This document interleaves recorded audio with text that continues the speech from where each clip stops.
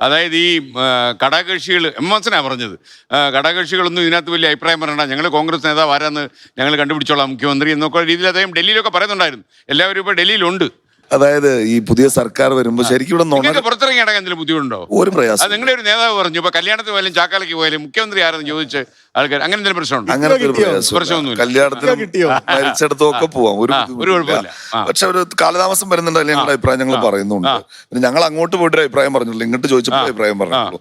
ഇവിടെ ഈ നുണകളാണ് സ്കെയിൻ പ്രശ്നം. നുണകൾ എന്ന് പറഞ്ഞു കഴിഞ്ഞാൽ നമ്മൾ കേട്ട വലിയൊരു നുണയായിരുന്നു. ഈ പാഠപുസ്തകങ്ങൾ ജൂൺ 1-ാം തീയതി എത്തും, മന്ത്രി അപ്പൂപ്പൻ എല്ലാം റെഡിയാക്കി വെച്ചിട്ടുണ്ട്. ഇവർ പറഞ്ഞതാണല്ലോ 3.5 കോടി പാഠപുസ്തകങ്ങൾ വേണം, 79 ലക്ഷം അച്ചടിച്ച് പൂർത്തിയായിട്ടുള്ളൂ, ബാക്കി അച്ചടിച്ചിട്ടില്ല. ഇനി പുറഞ്ചട്ട വേണമല്ലോ ഇതിന്, അത് തമിഴ്നാട്ടിൽ നിന്ന് വരണം. അവിടുന്ന് പേപ്പർ പോലുമില്ല, കാരണം അവർക്ക് പൈസ കൊടുത്തിട്ടില്ല. അധ്യാപകരുടെ പരിശീലനം മുടങ്ങി. വയനാട്ടിലെ 178 വീടുകളുടെ താക്കോൽ കൊടുത്തപ്പോൾ ഉണ്ടായ ഒരു വൈകാരികമായ പ്രതികരണം നമ്മൾ കണ്ടതാണ്. ഈ സമ്മർ ഇൻ ബത്ലഹേം സിനിമ കണ്ടിട്ടുണ്ടോ? അതിൽ ജയറാമിന്റെ ഒരു ഫാം ഹൗസ് ഉണ്ട്.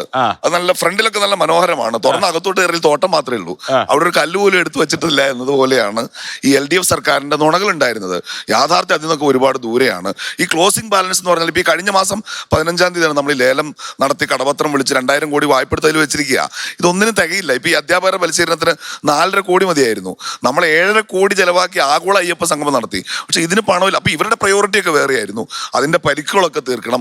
ആ പൂച്ചകളെ മനോഹരമായിട്ട് എവിടെയെങ്കിലും പുനരധിവസിപ്പിച്ചിട്ട് കേരളത്തിന്റെ ഖജനാവിലേക്ക് പണം കൊണ്ടുവന്ന് എല്ലാം ഒന്നേന്ന് തുടങ്ങണം. അതിന്റെ ഒരു സ്റ്റാർട്ടിംഗ് ട്രബിളിന്റെ പ്രശ്നം ഉണ്ടാവും. അത് മാത്രം ഈ പറഞ്ഞതൊക്കെ നമുക്ക് നിസ്സാരമായിട്ട് ചെയ്യാവുന്നത്. ഈ സ്ത്രീകളുടെ ഒറ്റക്കാരി സ്ത്രീകളുടെ യാത്രാപത്യമൊക്കെ നമുക്ക് നിസ്സാരമായിട്ട് എല്ലാവരുടെ അക്കൗണ്ടിൽ 15 ലക്ഷം ഇടാന്നൊന്നും ആരോടും പറഞ്ഞിട്ടില്ലല്ലോ. പാവപ്പെട്ട സ്ത്രീകളുടെ ബസ് കാശിന്റെ കാര്യമല്ലേ, അത് നമുക്ക് സിമ്പിൾ ആയിട്ട് ചെയ്യാവുന്ന കാര്യമുള്ളൂ. ഹിന്ദി അറിയാത്തതിന്റെ കുഴപ്പമില്ല. ഹിന്ദി എനിക്ക് നന്നായിട്ട് പഠിച്ചിട്ടില്ല. ഹിന്ദി പഠിച്ചിട്ടില്ല. ഹിന്ദി നന്നായിട്ട് അറിയാം. ഇതൊക്കെ ചർച്ച വന്നത് നന്നായിട്ട് ആള് കുറേ നിങ്ങൾക്ക്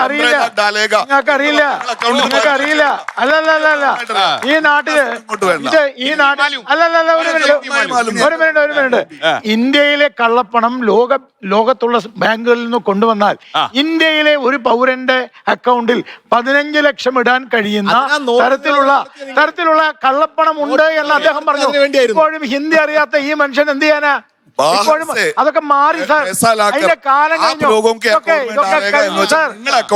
കഴിഞ്ഞു. ഇതൊക്കെ പഴയതാ. അല്ല ഇതൊക്കെ പഴയതാ. നെഞ്ചത്ത് കടം പറഞ്ഞു കയറുമ്പോ 47 മുതൽ 2014 വരെ ഈ രാജ്യത്തിന് 7 പതിറ്റാണ്ട് കൊണ്ട് ആകെയുള്ള കടം 55 ലക്ഷം കോടിയാ. ഇപ്പൊ 215 ലക്ഷം കോടിയാണ്. 160 കോടി 10 വാങ്ങി.